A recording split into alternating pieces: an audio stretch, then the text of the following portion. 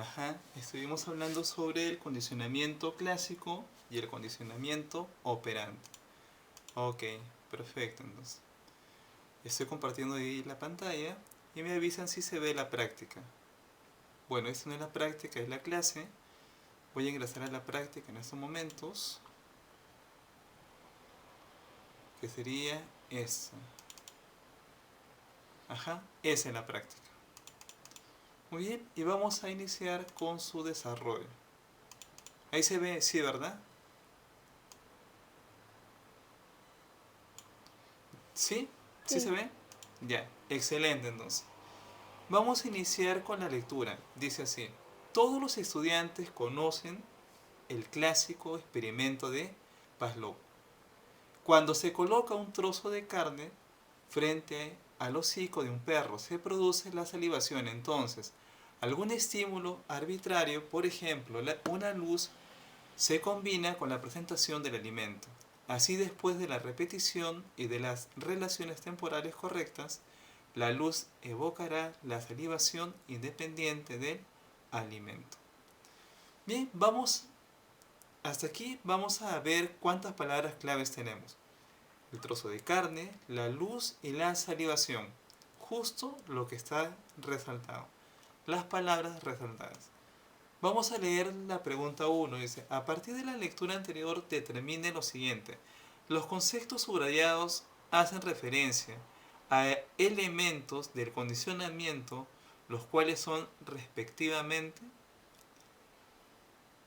y ahí justo vamos a analizar.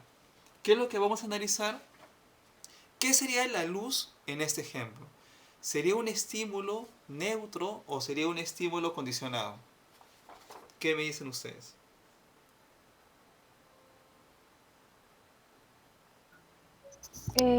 La luz podría ser un estímulo condicionado. Ajá, es un estímulo condicionado. Y si es un estímulo condicionado, en un inicio sería un estímulo neutro, porque va a ser condicionado por la salivación del perro. Muy bien, perfecto. ¿Y qué sería el trozo de carne? ¿Qué tipo de estímulo sería?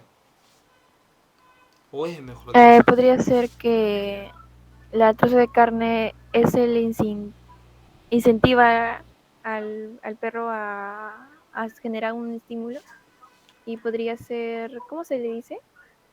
Condicionamiento se le dice, ¿verdad? Ajá, sí. Ya, perfecto, entonces. ¿Qué quiere decir? Que la carne es un estímulo incondicionado en un inicio. La luz en un inicio es un estímulo neutro. Un estímulo neutro con un estímulo incondicionado, ¿en qué va a finalizar? Va a finalizar en que la salivación en sí va a ser una respuesta condicionada. ¿Por qué va a ser una respuesta condicionada? Por la luz. La luz se convierte en ese estímulo que le va a dar el condicionamiento a la salivación. Y el trozo de carne se condiciona también a la vez. Es por eso que la respuesta aquí sería la letra D. Esa sería la respuesta, la letra D.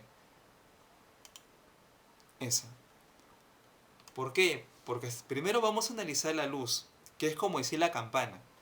En este caso no tenemos la campana, pero tenemos la luz.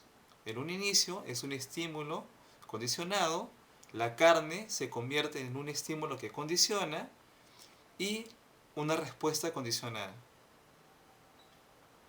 ¿Por qué? Porque la luz está condicionada por la carne, ¿no? La luz condiciona la carne, mejor dicho, y produce la salivación.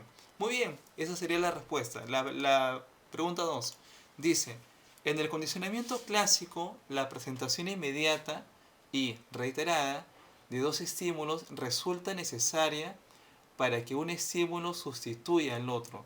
Lo anterior hace referencia al concepto de...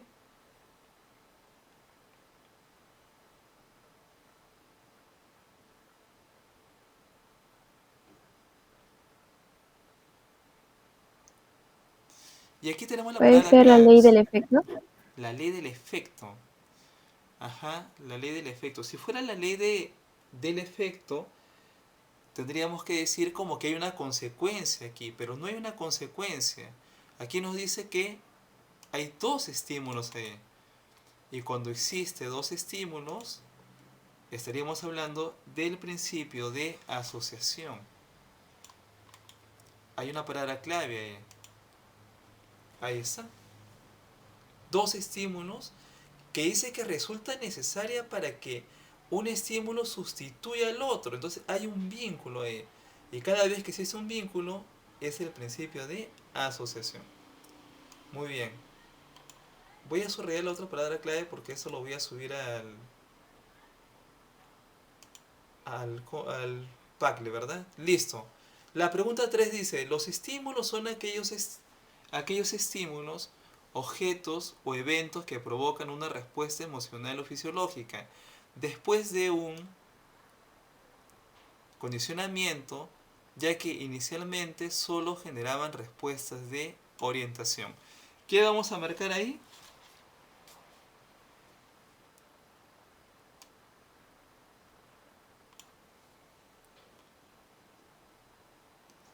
Tenemos la palabra clave, ¿no? Los objetos se convierten en condiciones que provocan respuestas emocionales o fisiológicas.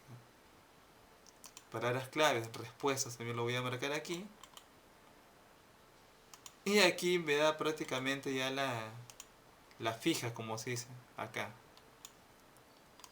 La fija, ¿no? Ahí está la fija, por eso marco la letra C.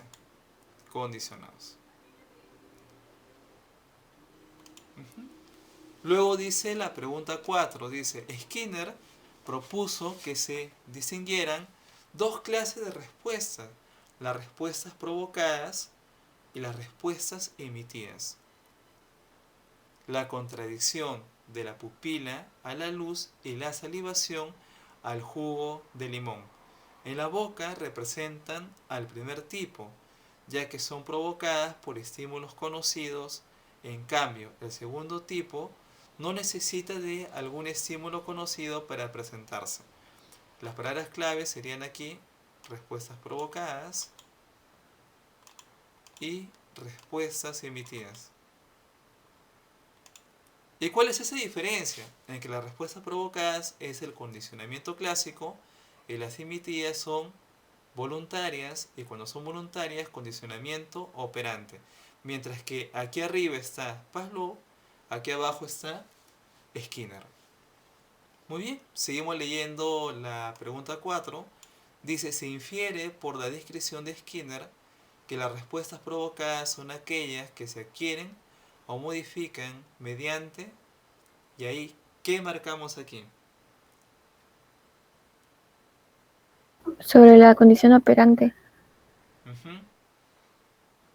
Operante. Ya, sin embargo, vamos a analizar un poquito, porque dice, Skinner propuso que se distinguieran dos clases de respuestas, las respuestas provocadas y las respuestas emitidas, la contradicción de la pupila a la luz y la salivación al jugo de limón. Dice, en la boca representan el primer tipo, en la boca representan al primer tipo, ya que son provocadas por estímulos conocidos. En cambio, el segundo tipo no necesita ya. Aquí vamos a decir que hay como dos posturas, pero vamos a ver en qué queda. Se infiere por descripción de Skinner que las respuestas provocadas son aquellas que quieren o se modifican mediante a lo que mencioné en la sesión anterior. Para llegar al condicionamiento operante, siempre debe de partir por el condicionamiento clásico.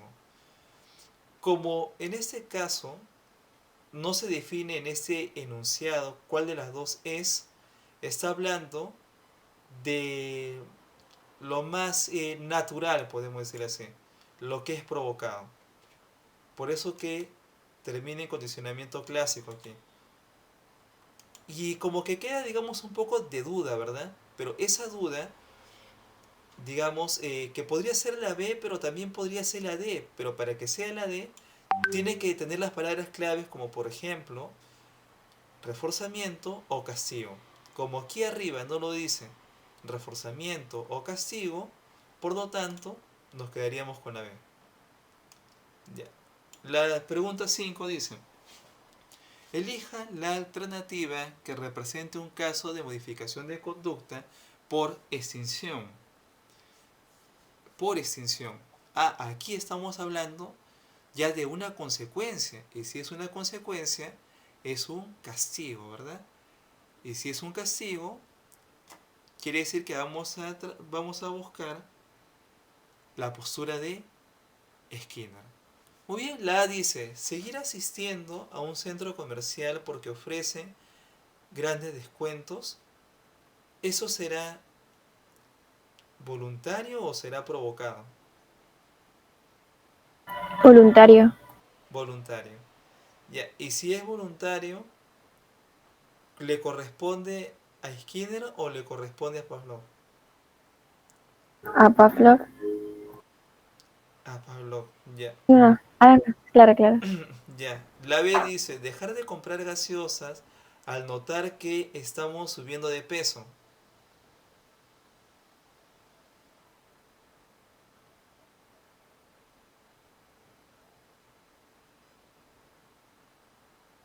Pero tiene que haber conducta por extinción, ¿eh?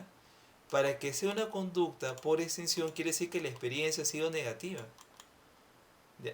Vamos a quedarnos con esa Sería idea, ¿eh? eliminar conductas. Exacto, ¿no? Sería así. Ahora, cuando dice seguir asistiendo, si dice seguir asistiendo, ya no, pues, ¿no? Porque dice que es por extinción. Dejar de comprar podría ser, pero dice al notar que estamos subiendo de peso. Ya, ¿eso será por extinción?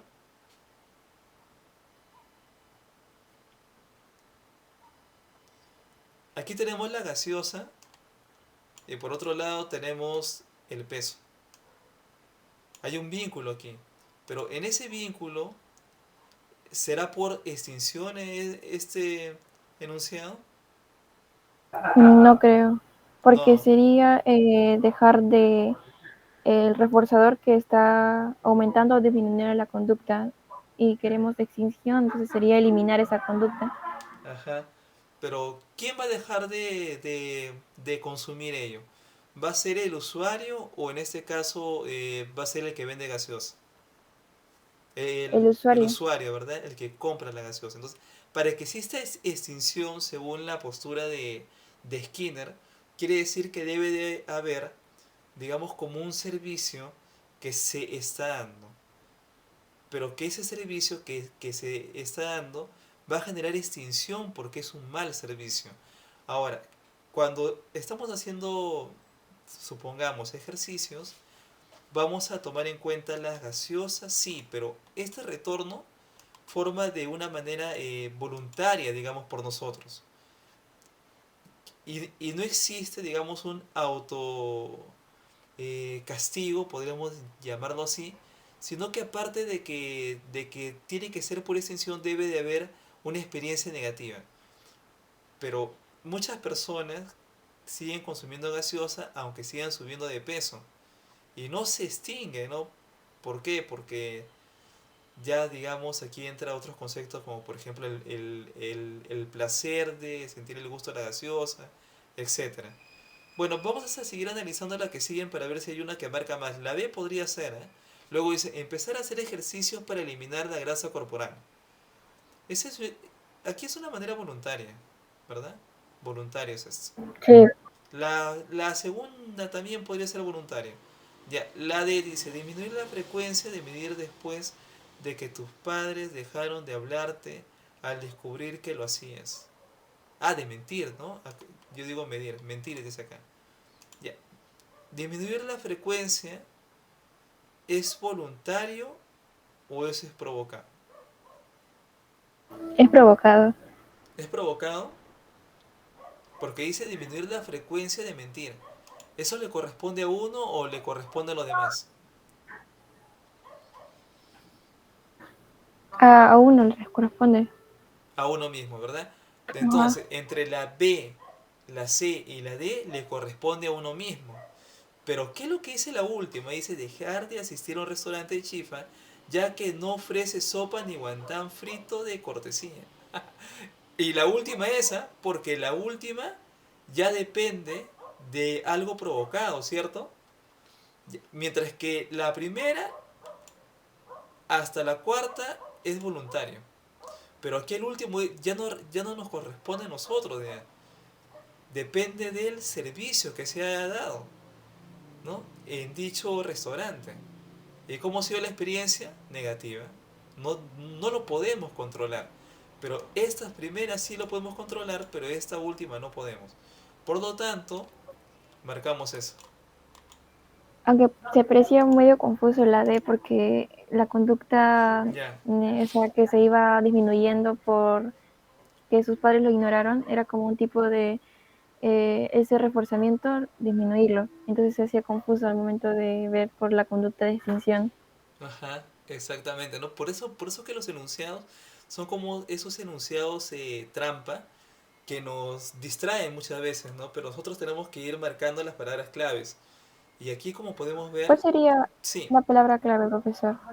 ¿en dónde? ¿Aquí el último o en las cuatro primeras? Ajá, para diferenciar entre las demás que nos Ah, hizo ya. dudar.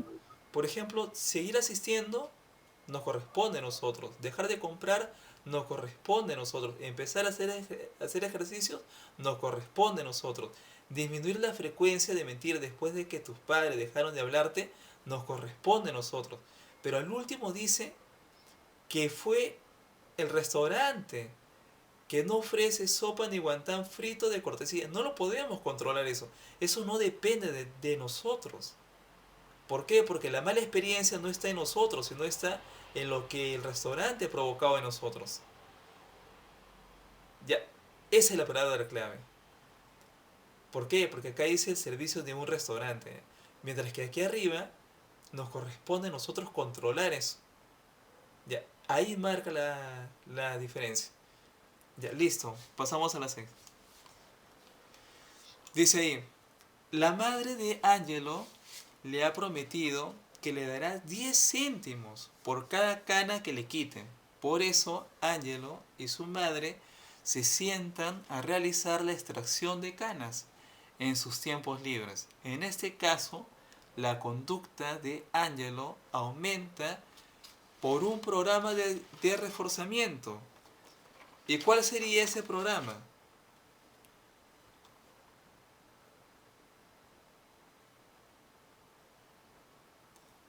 Para poder saberlo, habría que ver cuál sería el motivo. Dice por cada cana. Ese es el motivo. Y la razón vendría a ser, ¿no? 10 céntimos por cada cana. Ahora dice la extracción de canas, tiempos libres. Ah, perfecto. Luego dice, en este caso la conducta de Ángelo aumenta por un programa de reforzamiento. ¿Y cuál es su reforzador? El aumento de ingresos, ¿verdad? ¿La razón variable puede ser? No, no sería variable. Sería de razón fija. ¿Y por qué sería de razón fija? ¿Por qué? Porque solo tenemos una sola variable y en ese caso la variable no tiene nada que ver con el tiempo, sino tiene que ver con la cana. ¿Cuántas canas hay, digamos, para poder extraer? Esa es la razón fija. ¿Por qué? Porque el objeto de estudio sería la cana, que no tiene nada que ver con el tiempo, sino tiene que ver con los ingresos. Y ese sería el reforzador fijo. ¿Por qué fijo? Porque va aumentando de 10 céntimos en 10 céntimos. En el caso de que fuera una cana vale 10, dos canas valen 20, tres canas valen, por ejemplo, a ver, así sería como constante, ¿no? Una cana vale 10, si hay dos serían 30, si hay tres vale 60, algo así. Para que la razón vaya siendo el múltiple de 2 o el múltiplo de 3. Ahí recién sería variable. Pero en este caso, como aumenta de 10 en 10, sería de razón fija. Muy bien, pasamos a la siguiente. Dice, durante el reforzamiento, los estímulos pueden ser primarios y secundarios. Un reforzador primario es aquel que tiene propiedades de reforzamiento de manera innata, como es el caso de una caricia. En cambio, un reforzador secundario adquiere propiedades de reforzamiento al ser asociado con un reforzador primario, como es el caso del dinero que es asociado con aquello que se pueda comprar con él. Muy bien. Vamos a ver qué es lo que dice el enunciado. A partir de lo expuesto, es un caso de reforzador secundario. Vamos a ver cuál es. A ver, y vamos a decir así. Sacar al parque al perro cada vez que golpee con el hocico la mano de sus dueños. ¿Eso será un reforzador secundario?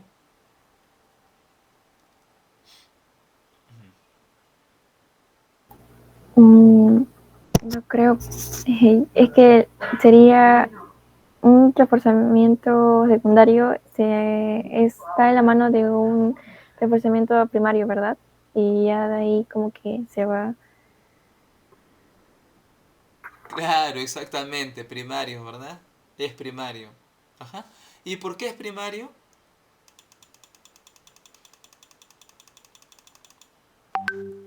Porque dice que está sacando al perro cada vez que golpea el hocico. O sea, el dueño. Excelente, perfecto, excelente. ¿Qué quiere decir? Que es de manera, digamos, temporal, que cada vez que sucede, digamos, esa respuesta eh, condicionada, ya tiene como una recompensa, ¿verdad? Ya, perfecto, entonces. La B dice, darle su croqueta de atún al gato cuando use de forma oportuna su rascador. ¿Eso será primario o secundario? Primario. También, ¿verdad? Excelente. Otorgarle un diploma de egresado al profesional por culminar sus estudios. ¿Eso será primario o será secundario? Secundario. Ajá. Porque para tener la diploma, primero debe de culminar los estudios. Perfecto, ahora sí, ¿eh? Hay dos aquí.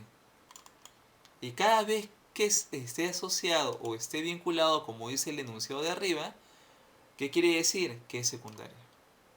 Hay dos tiempos aquí. Ya, vamos a marcarlo todo. Y esa sería la respuesta justo. ¿Dónde está? Resaltar. No lo veo. De nuevo. A ver. O línea por línea. Ya. Ahora acá.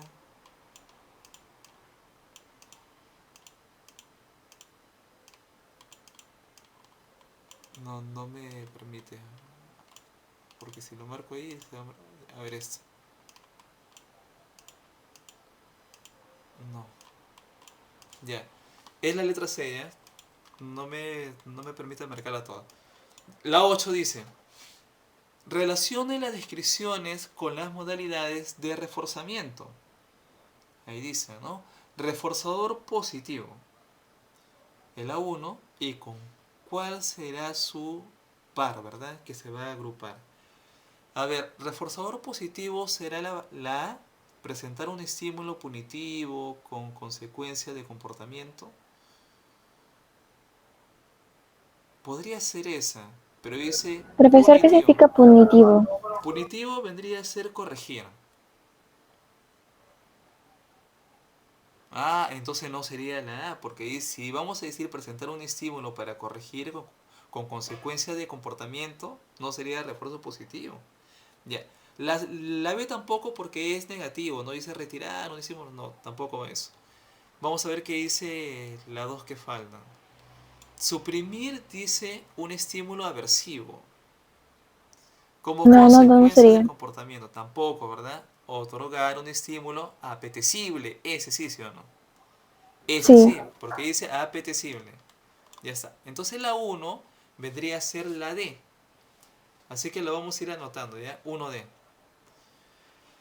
Ya, 1D. Entonces vamos a poner aquí apetecible. que se une con la uno. Ya, listo, una D. Luego dice reforzador negativo. A ver, negativo podría ser la B. Pero dice retirar el estímulo agradable. Ya no es negativo. Ese sería un castigo. Ajá. Suprimir sería esa.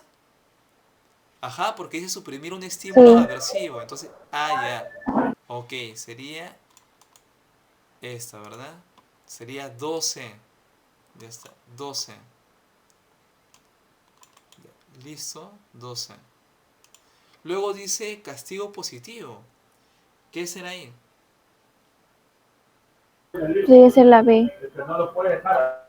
¿La B o sería la A? Porque dice castigo Ah, no, positivo. la A. La A, Claro, ¿verdad? claro, la A. Listo.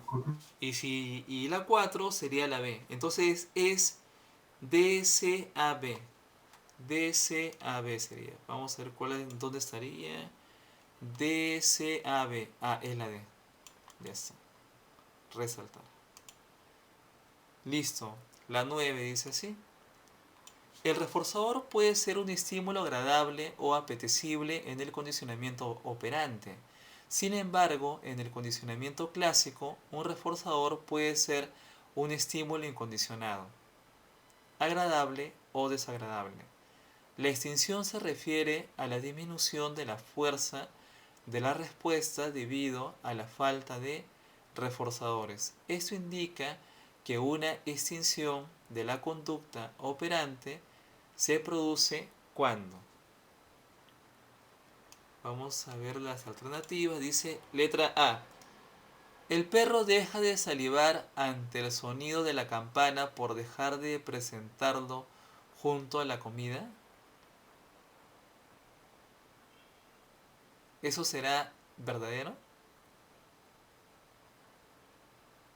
No, no creo. No, ¿verdad? Porque dice que el perro deja de salivar y eso no es cierto.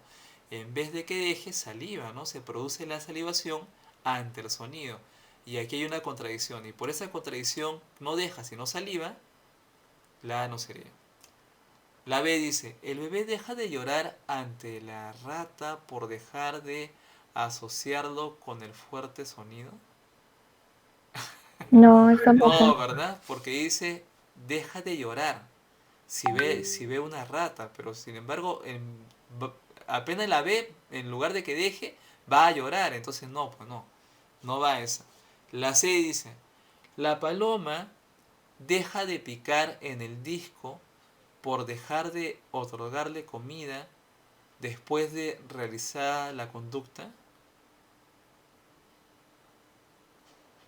No, tampoco sería. Y yo creo que esa sí va, porque dice la paloma deja de picar en el disco. Y sabe por qué deja ahí? Porque dice que ya le otorgó la comida el disco. ¿Qué quiere decir? Aquí estamos hablando sobre ese condicionamiento de la paloma, ¿verdad? Que picaba y cada vez que emitía esa, digamos, con el pico, digamos, esa función mecánica, la maquinaria le entregaba comida. Y cuando pasaba un momento, volvía otra vez la paloma a picar otra vez el mecanismo para que vuelva otra vez a entregarle comida. Entonces se daba como ese reforzador. Y aquí vamos a ver que esto es voluntario, ¿no? Porque es como un instinto de la paloma y aquí está lo que sería operante. ¿Quién lo dice? Skinner. Muy bien. Y justo esa vendría a ser la respuesta. Porque la conducta, digamos, se presenta hasta cuando existe una recompensa. Mientras que no exista la recompensa, la conducta va a estar ahí. Va a estar intermitente, ¿no? Va a estar dándose, dándose, dándose, hasta que obtenga una respuesta. Sí, Profesor, sí. ¿y la D no podría ser porque está dejando una conducta de lado? Dice, el mozo deja de atender a algunos clientes que lo humillaban por su labor. Ya, aquí dice que existe una experiencia negativa, ¿verdad?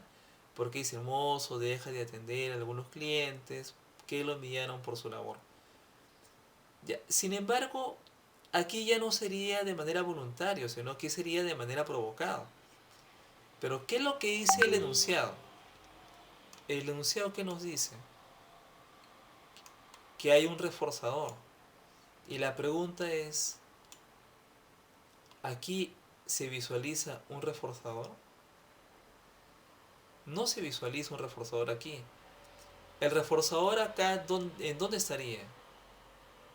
En el disco, ¿verdad? En otro lugar de comida, sí. Exacto, entonces ahí está el reforzador. Mientras que abajo no se visualiza en este enunciado el reforzador. Hay una mala experiencia, sí, pero no se visualiza el reforzador. El último dice, el estudiante deja de temblar ante el examen por dejar de sacar buenas notas.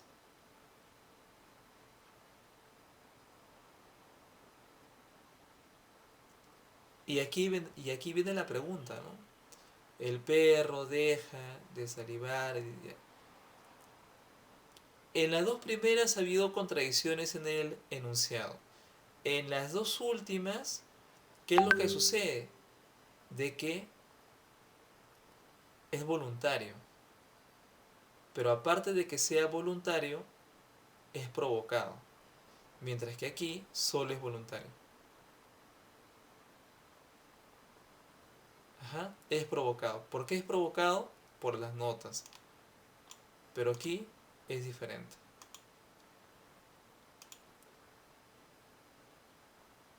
Así. ¿En cuál de los dos se puede controlar? ¿En la C o en la E?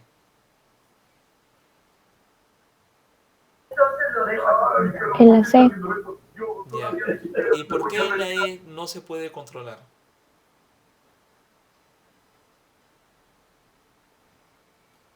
Ah, porque no hay un reforzamiento que le indica al estudiante cuándo debería, ¿no? Ajá, exacto, ¿verdad? Ok, ok, perfecto. Como no hay un reforzador aquí, digamos que es variable, ¿verdad? Es variable cada experiencia, porque no sabemos cómo va a ser la evaluación en sí. Digamos que ha habido una razón de suerte y de éxito que en esta ocasión se obtenga una buena nota. Pero eso no quiere decir que siempre va a ser así. Mientras que aquí es diferente. Cada vez que la paloma pica en el disco, obtiene comida. Muy bien. Y la última dice, Gabriela es una maratonista disciplinada, ha participado en muchas competencias, a veces ha ganado y en otras muchas ha llegado en un lugar distante. El haber ganado en algunas ocasiones hace que siga participando. La conducta de Gabriela se ha modificado por un programa de reforzamiento. ¿Y cuál de ellos será el continuo, de intervalo fijo, de intervalo variable, de razón fija o de razón variable? Vamos a ver, ¿en qué caso sería continuo? Cuando el estímulo sigue siendo constante en el tipo de reforzamiento. Ajá, exactamente. Y acá lo dice, dice ha participado en muchas competencias, pero no dice, es como un recuerdo, que está haciendo como una regresión en el tiempo, en retroceso, pero no dice que va a continuar. Solo es un recuerdo, dice, no, a veces ha ganado y en otras muchas ha llegado en lugar distante. El haber ganado en algunas ocasiones hace que siga participando. Ya, eso podría ser como una premisa de lo que va a suceder. Pero terminó ahí, porque luego dice la conducta no se ha modificado por un programa de reforzamiento. Luego será de intervalo fijo. En el enunciado menciona el tiempo.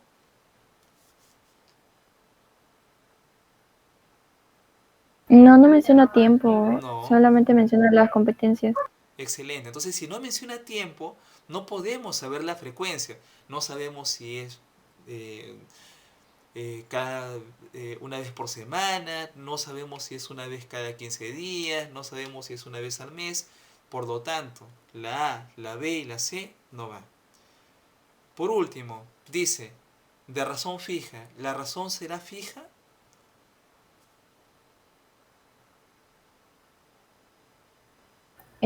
Pues cuando dice razón fija es cuando se centra en un solo, ¿no? En una sola estímulo, ¿verdad?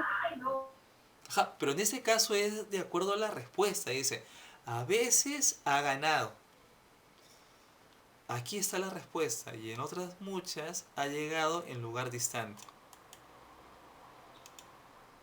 Y cuando eso leemos, ¿es fijo eso? No. Ya, es variable, ¿verdad? Porque dice a veces ha ganado y en otras muchas ha llegado en lugar distante. Por lo tanto, la respuesta sería la E. Así sería, variable. Porque depende de otros factores que no están en este enunciado. Dice que es una competencia, pero no nos dicen cuáles son los indicadores. No nos dicen si es por el lugar, no nos dicen si es por el clima, no nos dice si es por el tiempo. No nos dan esos indicadores de cuándo se gana o cuándo se pierde. Y como no tenemos esos indicadores, se queda en general en que es variable. Muy bien. Vamos a guardar esto para iniciar con la sesión de hoy día. Voy a guardar esto, a ver, guardar. ¿Dónde está? ¿Dónde dice archivo? Ah, ya, acá está, ¿verdad? Guardar en el equipo ya. Ahora sí. Vamos a elegir carpeta diferente en el escritorio y le vamos a poner P6, práctica 6. Listo, guardar. Ese ya está. Y ahora vamos a continuar con la sesión de hoy día, que dice Desarrollo Humano 1. Muy bien. Y vamos a leer. El desarrollo humano, dice, es un proceso continuo, donde se alteran estados de estabilidad y una serie de cambios tanto cuantitativos como cualitativos, en diferentes niveles físicos, psicológicos, sociales, orientados a un fin adaptativo. ¿Cuál sería un cambio cuantitativo en los seres humanos?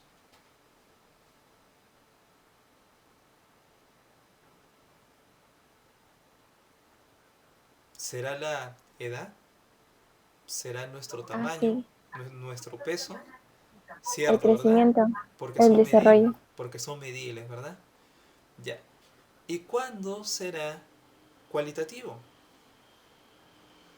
de la personalidad o si no la manera de nuestras características físicas. Ajá, correcto, ¿verdad? Es cualitativo. Por ejemplo, aquí está nuestras emociones, la personalidad, actitudes, inteligencias múltiples, coeficiente intelectual. Y así podemos ver de que hay otras que no se ven al menos de que exista una entrevista. Una entrevista, digamos, preguntas abiertas que son variables, mientras que los números son como esos indicadores fijos, números que van a determinar con respecto a una lista, ¿no? A una lista de cotejo, a una rúbrica, de acuerdo a nuestra evolución.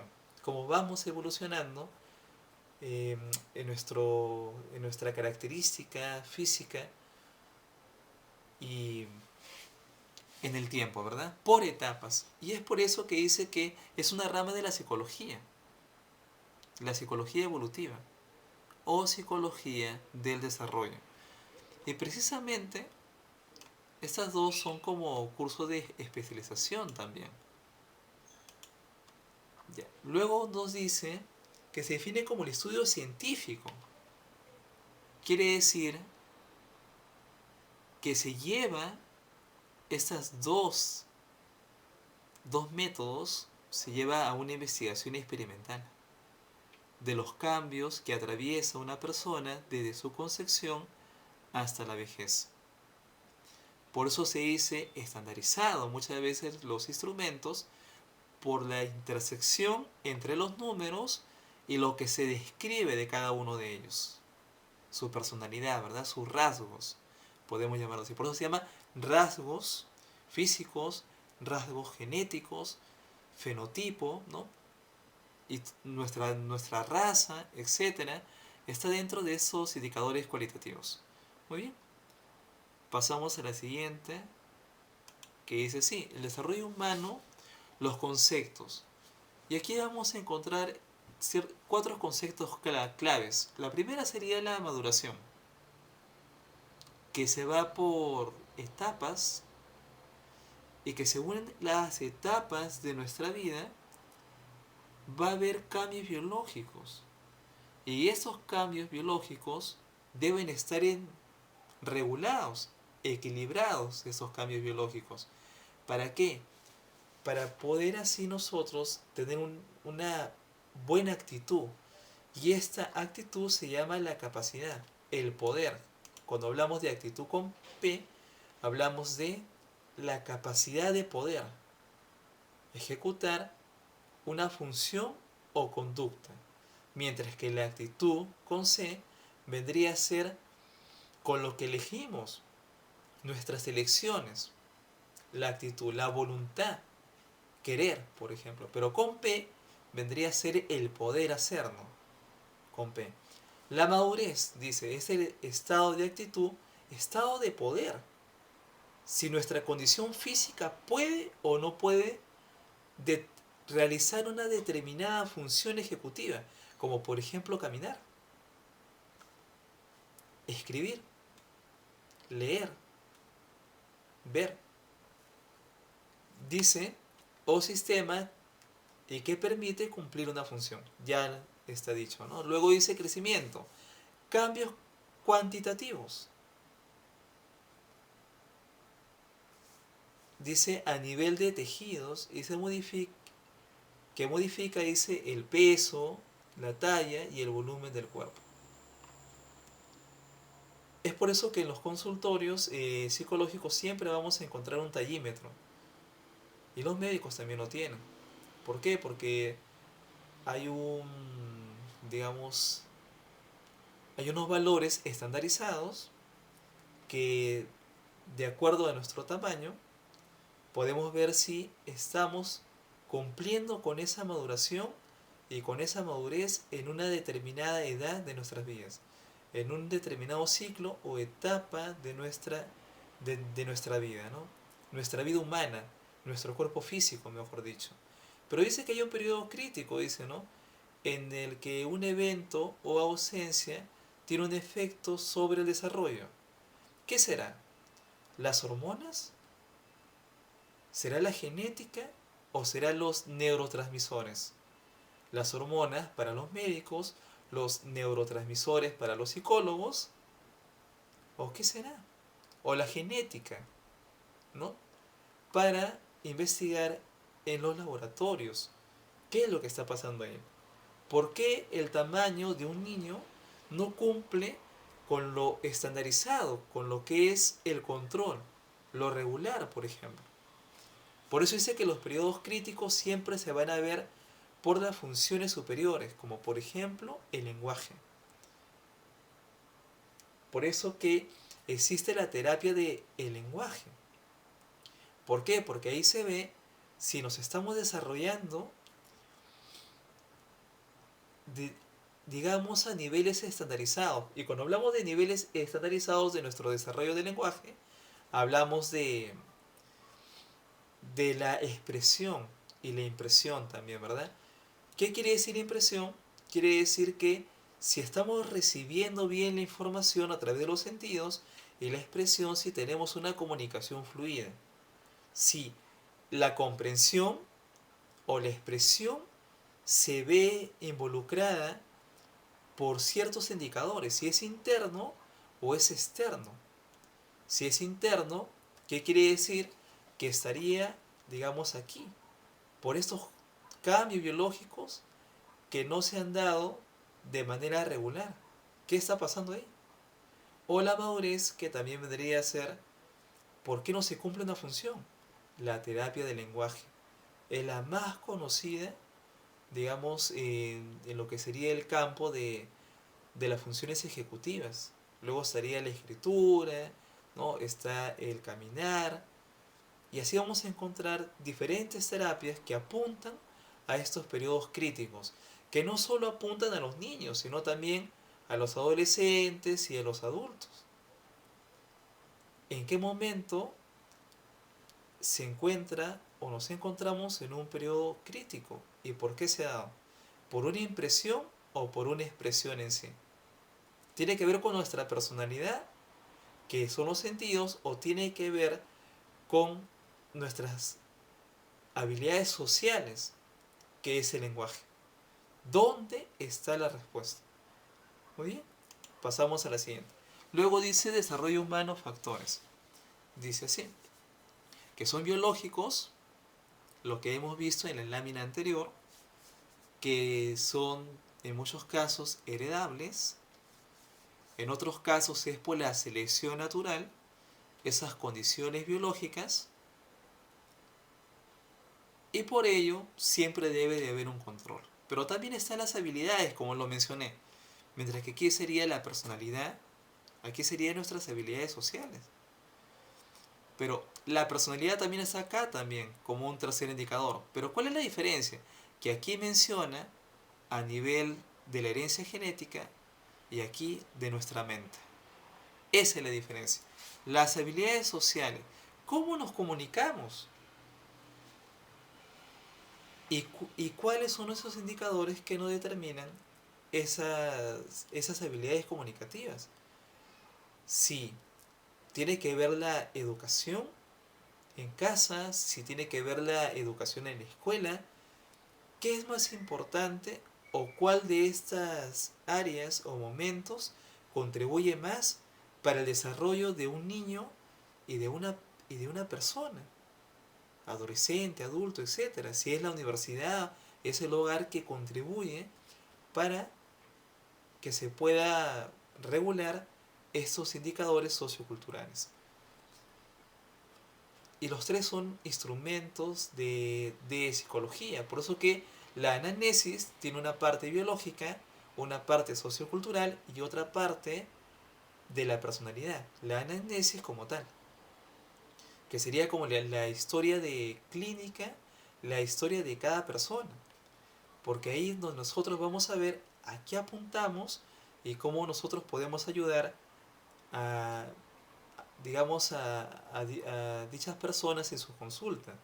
Si es la parte de la herencia, si son las habilidades, cómo se comunica, donde mucho tiene que ver la educación y la cultura, pero también está en lo que la persona elige, la voluntad. ¿Qué la persona elige? Si son las emociones, son los razonamientos o son los que elegimos al final, la conducta en sí. Donde tiene mucho que ver acá, según lo que estamos viendo, el orden, ¿verdad? El orden de cada uno dentro de una familia. Por eso que en la personalidad mucho tiene que ver la constelación familiar. Mucho tiene que ver con, eh, con el tipo de familia que nosotros tenemos o con el tipo de familia que las personas que vienen a consultas tienen. Entonces eso va a ser un determinante. Y de acuerdo a eso determina nuestras elecciones. Muy bien. Luego dice que este desarrollo es por etapas y que cada etapa tiene ciertos indicadores. Los indicadores de cada etapa van cambiando, de menos a más. De menos a más. Mientras que las primeras serían más sensoriales, las dos primeras, la prenatal y de la infancia, donde aquí se va, digamos, recibiendo la información a través de los sentidos. Poco a poco, en la niñez temprana, que va avanzando, ya todo sería ejecutivo, ¿verdad? Aquí inicia, pero más es sensorial, pero después ya son las funciones ejecutivas las que determinan nuestras elecciones. La vivencia en sí. Está determinado por las vivencias en las que podemos hacer algo solos. Mientras que aquí, en las dos primeras etapas, hemos recibido el acompañamiento de nuestros padres. Nos ayudaron a elegir, pero a partir de la niñez para adelante, ya comenzamos a ser autónomos en nuestras decisiones. Y todos los efectos y consecuencias van a estar determinados en lo que elegimos. Mientras que acá no. Acá nuestros padres nos ayudan a elegir la herencia, ¿verdad? Y eso lo vamos cambiando poco a poco. Muy bien, pasamos a la siguiente. Luego dice, bueno, este es un control que tiene mucho que ver con los cromosomas, cómo ha sido la compatibilidad, ¿sí?, de los cromosomas entre mamá y papá. Por eso que es muy importante de que exista una evolución de cromosomas entre los padres. Es muy importante para ver si hay esa vinculación, digamos, o no lo hay, ¿verdad? Y si hay una vinculación, ¿qué quiere decir? Cuando digo vinculación, quiere decir que es el par de cromosomas que hace que un niño se desarrolle, digamos, con condiciones óptimas, saludables, podemos decir. Cuando hablamos de ese par, hablamos de esa compatibilidad de cromosomas.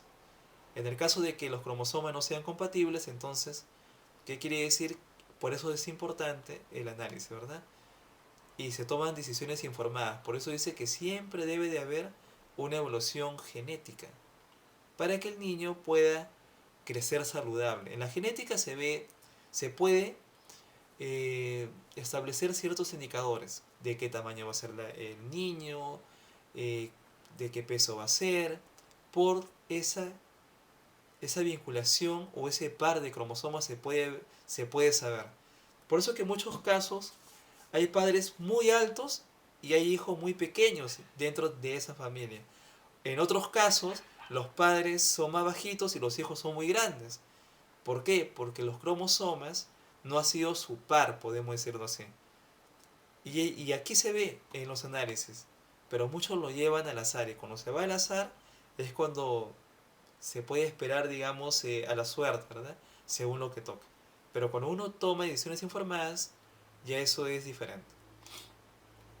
Muy bien, luego aquí encontramos ciertos indicadores.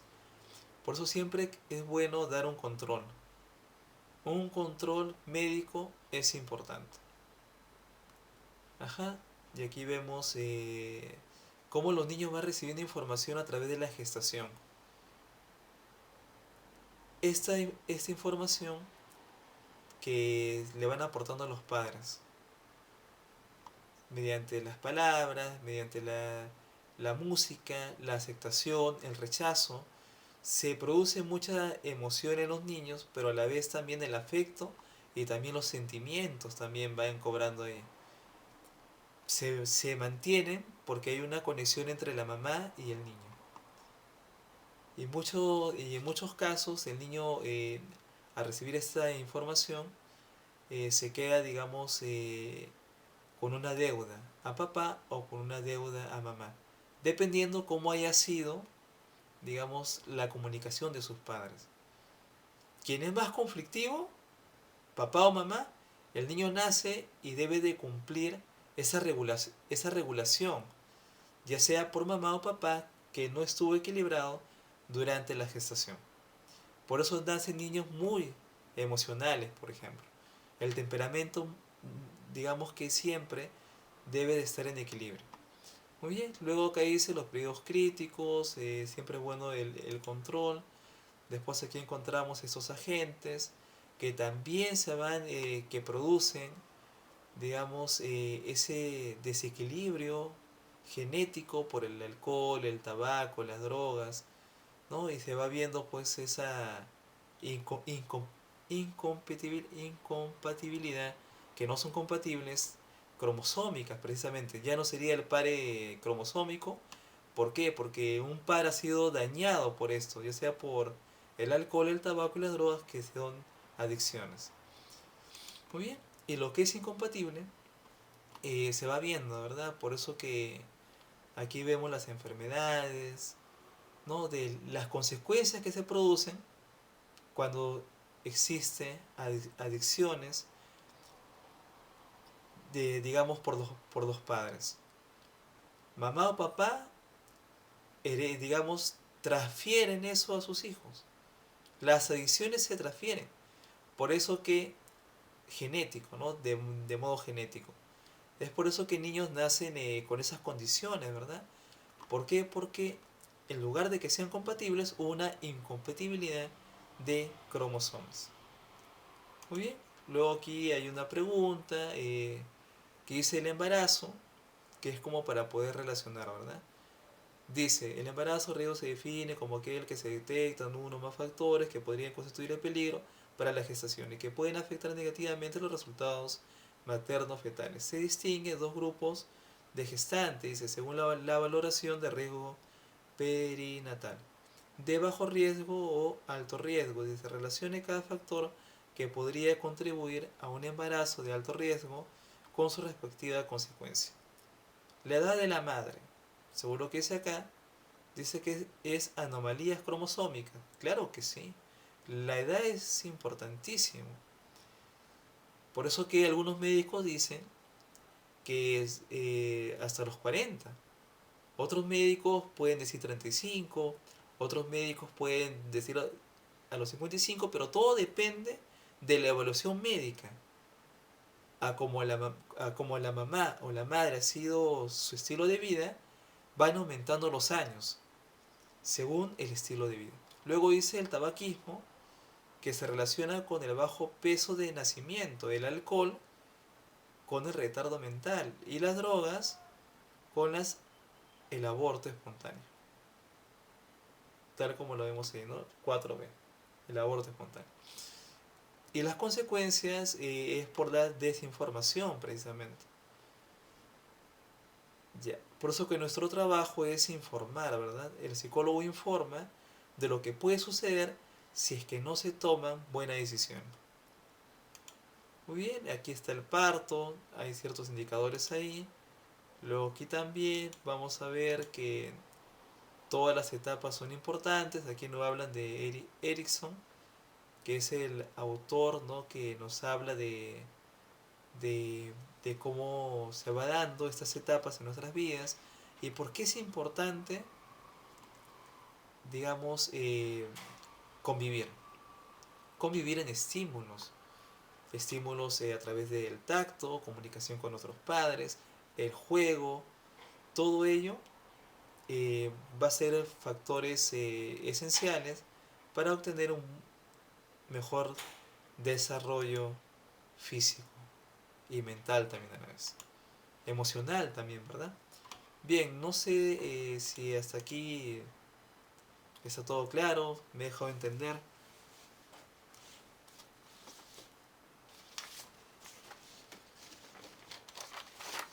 ¿Preguntas hasta aquí?